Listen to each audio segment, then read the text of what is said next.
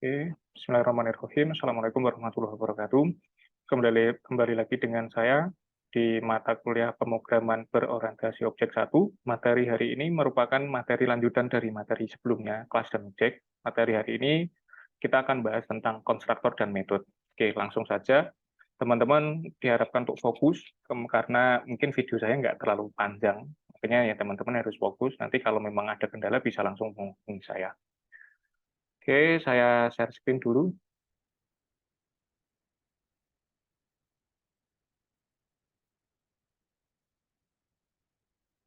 Oke, tentang metode dan konstruktor. Mungkin teman-teman kalau untuk basicnya yang kemarin itu kita sudah paham ya tentang kelas dan objek. Kelas merupakan blueprint atau template yang digunakan untuk membentuk atau membuat suatu objek atau beberapa objek nanti ya. Contohnya di sini adalah human, car, produk, atau mungkin nanti bisa mahasiswa, dosen, jadwal, dan sebagainya itu kelas gitu. Kemudian objek adalah instant or detail, berarti sesuatu yang terbuat atau hasil dari cetakan dari suatu kelas tadi, memiliki nilai yang unik sesuai dengan properti atau yang ada pada suatu kelas tersebut. Contohnya di sini ada Adi, Abi, Ani, ya, merupakan objek dari human class. Pasti tentu Adi, Abi, Ani itu memiliki apapun yang ada dalam kelas manusia. Contohnya dia itu punya hidung, punya telinga, ya kan, punya rambut dan sebagainya itu. Kemudian di kelas mobil itu ada Avanza, Innova, Supra dan sebagainya ini. Oke, ini materi minggu lalu ya. Mungkin nanti teman-teman bisa ngecek materinya di Learning Management System kita, LMS kita di Elma. Kita lanjut. Basic dari metode, sorry. Metode merupakan behavior atau perilaku atau operasi yang bisa dilakukan oleh objek. Apapun yang berkaitan dengan objek, yang bisa dilakukan oleh objek itu disebut dengan metode.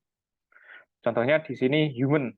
Kelas human itu bisa berjalan, bisa bernafas, bisa makan. Kemudian kalau kalau mobil itu bisa di start, ya kan? Di start, kemudian di rem, kemudian ditingkatkan kecepatannya dan sebagainya. Kalau produk ya nanti bisa dibuat, bisa digabung, bisa dijual dan sebagainya. Jadi kita punya kelas human, kemudian kita punya objeknya Adi, Abi, Ani, kemudian dari setiap objek itu punya atribut pasti ya ID, name, address, atau mungkin nanti yang saya sebutkan ada telinga, ada hidung dan sebagainya itu. Kemudian metodenya, nah metodenya adalah berjalan, bernafas, kemudian makan. Contohnya seperti itu. Cukup mudah ya, bisa dimengerti ya teman-teman ya. Apapun yang bisa dilakukan oleh suatu objek itu disebut dengan metode. Ini gambarannya di dunia nyatanya.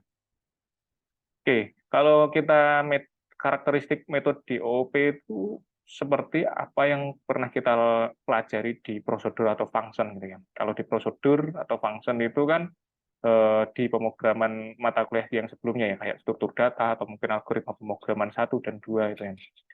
Tapi kalau nanti kita sudah di metode itu biasanya paling umum, meskipun namanya function atau prosedur, kalau di PBO atau OOP, pemrograman berbasis objek ini, kita nyebutnya metode. Jadi metodenya mana ya? Metodenya kayak gimana gitu ya. Nanti seperti itu. Kemudian data type-nya, data type can have data type or not.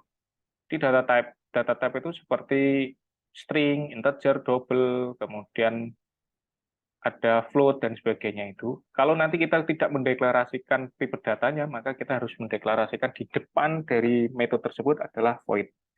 Contohnya seperti ini ya. Di sini saya punya kelas mahasiswa, kemudian saya punya atributnya adalah nama, jurusan gitu ya. Kemudian oke, ini di skip dulu. Kemudian di sini saya punya metode yang namanya ambil SKS, karena kemarin studi kasusnya kita di sistem akademik gitu ya. Oke, di sini ada ambil SKS. Ambil SKS ini merupakan metode yang tidak memiliki tipe data, maka dia harus punya void di dalamnya, di depannya itu ada void. Oke, yuk ya. Kemudian teman-teman bedakan dengan lihat IPK ini. Lihat IPK ini dia itu memiliki tipe data yaitu string, maka nanti juga akan berimbas atau berhubungan dengan nilai kembaliannya atau nilai returnnya ya. Yang kedua, can have parameter value or not. Berarti dia itu bisa aja pakai nilai parameter ataupun tidak. Nilai parameter itu contohnya di sini loh. Di sini ada integer SKS. Nah, berarti dia itu punya nilai parameter yang harus diisi dengan bentuk integer karena tipe datanya adalah integer untuk nilai parameternya. Dan diwakilkan dengan variabel SKS. Kemudian bedakan dengan metode yang lihat IPK ini. Dia itu nggak punya nilai parameter karena dia cuma kosong aja ini ya. Dan itu nggak masalah di bahasa manapun nggak masalah karena function prosedur itu sesuatu yang dinamis, jadi nggak harus harus saklek punya parameter gitu ya. Kalau kita memang ingin membuat suatu metode dengan dinamis, maksudnya nanti inputannya itu bisa sesuai dengan kebutuhan user, entah nanti 1, 2, 3, atau mungkin string nama Adi, Abi, Ani, dan seterusnya, itu juga boleh aja, biar nanti lebih dinamis. Ataupun ya nggak pakai apa-apa, kayak gini, lihat IPK ini kan nggak pakai apa-apa ya udah dia tuh yuk juga nggak masalah, dia itu juga boleh aja kayak gini. Kemudian have written value or not. Oke, ini berurusan dengan tipe data tadi. Kalau kita mendeklarasikan suatu metode dengan tidak mendeklarasikan tipe datanya, alias kita ganti dengan void, ya kan? Berarti dia itu nggak punya return gitu ya. Di sini saya ganti dengan sistem out, println, SKS maksimal, bla bla bla bla kayak gitu. Jadi ada perintah, ada ya tetap ada outputnya, tapi nggak suatu eksekusi yang sangat kompleks gitu ya. Cuma menampilkan sistem out println aja. Jadi cuma menampilkan teks saja. Ini yang void ya. Kemudian yang dia itu punya return value, berarti dia itu harus mendeklarasikan tipe data pada metode tersebut. Contohnya di sini adalah string, maka ya nanti harus punya return value berupa string juga. Contohnya kayak gitu. Kalau di sini string ya nanti returnnya string. Kemudian kalau kita seumpama kita buat uh, metode baru ya, metode integer lihat umur gitu. Ya nanti returnnya ya harus integer, contohnya return 10 gitu. Nggak bisa ini 10 ini diganti ditambahin teks jadi teks atau string itu nggak bisa karena dia tipe datanya adalah integer. Jadi kalau kita ubah dari integer ke double gitu ya, double itu harus harus punya koma gitu ya. Minimal harus ada komanya 1 gitu. Dan koma itu diganti dengan titik ya, teman-teman jangan bingung. Nanti ada titiknya, berarti dia itu adalah bilangan double. Oke, dari karakteristik ini mungkin teman-teman sudah punya gambaran ya. Kalau data tipe, data type ya kayak tadi string, double di sini boleh pakai. Kalau nggak pakai ya berarti diganti void gitu aja. Kemudian parameter value boleh pakai kayak di sini integer SKS, atau kalau nggak mau pakai ya wes dikosongin aja gitu ya. Kemudian return value itu kalau dia itu nggak punya tipe data khusus pada metodenya, contohnya di sini diganti void, maka ya ya udah dia itu boleh aja nggak pakai, memang nggak boleh pakai return malahan, nggak boleh pakai return, haram pakai return ya malah. Tapi boleh langsung di sistem outprintln atau mungkin nanti cuma eksekusi suatu metode tertentu ya, contohnya kayak di koneksi database ya udah pokoknya dia itu bisa connect gitu aja lah. Juga boleh kayak gitu. Kalau yang pakai return value itu adalah metode yang dideklarasikan tipe datanya, contohnya string, double, float dan sebagainya ini. Jadi nanti tipe return-nya itu juga akan mengikutinya dengan tipe data pada metodenya. Oke, ini contohnya yang lain ya. Oke, di sini saya punya kelas human, kemudian ada metodenya yang sudah kita deklarasikan di dalam depan tadi, ada walk, berjalan, breathe itu bernafas, eat itu makan. Kemudian di sana tuh juga ada beberapa tipe datanya ya. Kalau yang walk itu string, kemudian yang void itu nggak punya return, yang void itu nggak punya return minimal kayak gitu ya. Kemudian yang walk itu nggak punya nilai parameter, breathe-nya, bernafasnya nggak punya nilai parameter, kemudian yang eat-nya juga punya parameter kalau yang eat untuk makannya. Ketika kita sudah membuat suatu objek dari suatu kelas, ingat ya teman-teman, ketika kita membuat suatu objek dari kelas itu nama kelasnya apa, kemudian nama objeknya apa, kemudian new human, contohnya kayak gitu. Karena kita pengen membuat objek dari kelas human. Kemudian ada string r. String r adalah variabel yang menyimpan nilai return nilai balikan dari abi walk. Jadi ketika kita pengen memanggil suatu metode tinggal abi objeknya apa, ya kan, di sini abi titik dot, ya kan, kemudian nama metodenya apa, walk. Ya udah, nanti berarti variabel r ini kita ganti dengan isinya, nilainya adalah human can walk, kayak gitu ya. Kemudian abi.breathe berarti kita memanggil metode bernafas dengan objek abi ini. Contohnya tinggal abi.breathe, berarti kita memanggil metode bernafas ini. Kayak gitu ya teman-teman ya. Saya kira nggak terlalu bingung. Nanti kalau memang bingung diputar lagi ya, video ini gitu ya. Dan dipraktekkan.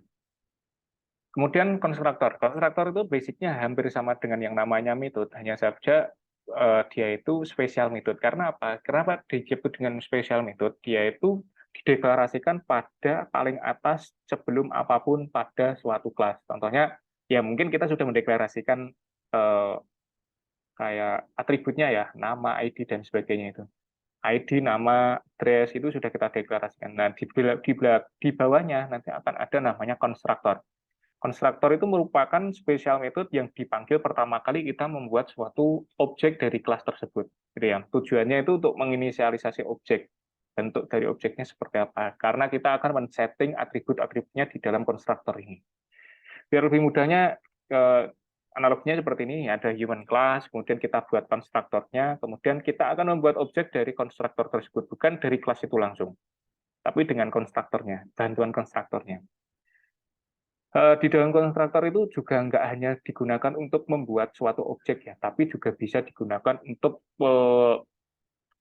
memanggil metode lain. Contohnya nanti di modul yang sudah saya buat itu, teman-teman akan menjumpai suatu konstruktor yang namanya mahasiswa model. Di dalam konstruktornya itu nggak ada deklarasi atribut yang digunakan, di sana malah dia itu memanggil metode cek koneksi. Ya, berarti ketika aplikasi itu dijalankan, kemudian kelas mahasiswa model itu di running, ya, pertama kali yang dilakukan adalah apa? Cek koneksi. Jadi kalau nanti cek koneksinya, metode koneksinya itu gagal dia itu nggak bisa connect dengan basis data atau database, ya udah berarti sistemnya itu nggak bisa digunakan kayak gitu contohnya ya. Oke, lebih mudahnya kita langsung ke kode aja ya. Oke, di sini saya sudah punya kelas human, kemudian di sini ada atributnya ID, name, address, standar ya.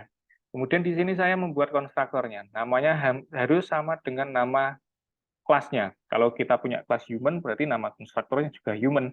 Kalau mahasiswa, berarti kita harus punya kelas mahasiswa. Gitu. Oke. Kemudian di human ini saya mendeklarasikan beberapa bukan value sih, parameter yang parameter tersebut digunakan untuk mengisi atribut-atribut yang ada pada human atau pada kelas manusia ini. Contohnya di sini, human string param ID, kemudian string param name, string param address. Kemudian di dalamnya, di dalam konstruktor tersebut, kita mendefinisikan nilai dari atributnya. Contohnya this ID. Kenapa pakai this? Ya, this itu mereferensi kelas yang bersangkutan ini. Ya udah, kelas di sini adalah kelas human. Ya, makanya dia pakai this. Nanti kalau kita konsepnya sudah di inheritance itu ada namanya super ya, keywordnya super. Tidak lagi nanti kita bahas di pertemuan berikutnya aja. Oke, di sini ada this ID sama dengan param ID, berarti nanti ketika kita mendeklarasikan suatu objek ya kan dengan konstruktor human ini, maka kita harus punya parameter atau punya nilai yang digunakan untuk mengisi ID-nya. Kayak gitu ya. Kemudian name, kemudian address. Implementasinya seperti ini, teman-teman. Di sini saya punya Oke, jangan lupa ya teman-teman ya, ini beda file ya. Ini human.java, kalau yang di sini itu main.java, beda ya. Ya, nanti gimana caranya membuat, ya teman-teman harus praktek. Di sini ada human API. Oke, human API adalah kita membuat objek baru, namanya API, dengan new human, kemudian di dalamnya itu adalah beberapa nilai untuk atribut human. Ingat, atribut human itu ada ID, name, dan address. Berarti 001 itu digunakan untuk mengisi ID, kemudian abitolib itu untuk mengisi name, kemudian margin itu untuk mengisi address-nya. Ini merupakan cara yang digunakan untuk membuat objek dengan konstruktor. Ya kan? Barisnya panjang gitu ya. Panjang tapi cuma satu baris. Beda lagi kalau kita membuat objek tanpa konstruktor. Yang kita buat sebelum-sebelumnya itu kan tanpa konstruktor ya. Contohnya di sini ada human Ali sama dengan new human. Oke, gitu ya. Kayak kan standar banget ya.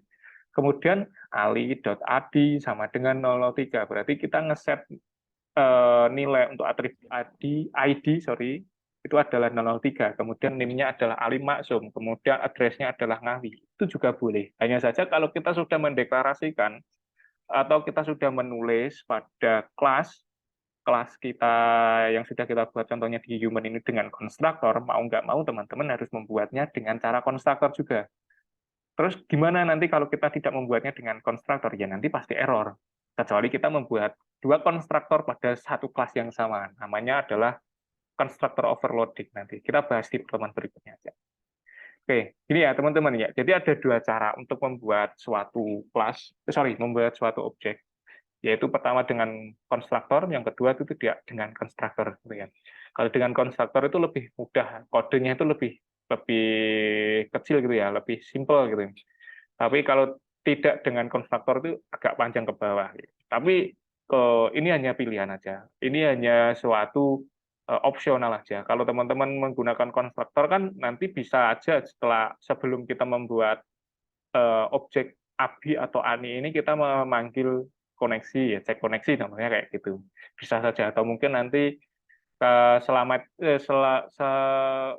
kita membuat objek itu nanti akan ada pesan selamat datang siapa gitu. Di sini ada metode tertentu untuk dipanggil lagi. Itu juga boleh. Ini human dengan konstruktor, human yang tanpa konstruktor. Oke. Nanti kalau ada pertanyaan teman-teman bisa mendiskusikannya lewat lewat chat WA atau mungkin chat grup yang sudah ada. Kemudian untuk ini rangkumannya, metode adalah sesuatu yang bisa dilakukan oleh kelas. Bisa pakai punya tipe data, punya return value, ataupun punya dengan parameter. Konstruktor adalah spesial metode yang digunakan untuk membuat objek secara lebih mudah, ini kan lebih simpel tadi ya. Kemudian untuk materi minggu depan kita membahas tentang konstruktor overloading yang sudah saya sebutkan tadi, kita sudah singgung sebentar tadi, kemudian dan yang namanya metode overriding. Kita bahas lagi ya. Tugasnya nanti coba teman-teman cek di Elma. Teman-teman nanti saya tugaskan untuk mendeskripsikan apa sih judul dari tugas akhirnya teman-teman yang digunakan untuk UTS dan UAS, ya kan. Kemudian nanti di breakdown atau dirincikan lagi apa kelasnya, kemudian apa atributnya, kemudian apa metodenya. Kalau objeknya kita skip dulu ya objeknya ya. Pasti objeknya ya apa yang ada dari kelas itu tersendiri itu ya. Oke, teman-teman untuk sesi kali ini mungkin itu saja dulu. Semoga teman-teman nggak bingung, ya kan? Semoga teman-teman nggak bingung. Kemudian kalau memang bingung ya nanti bisa langsung konsultasi dengan saya. Terima kasih untuk waktunya. Sekian. Assalamualaikum warahmatullahi wabarakatuh.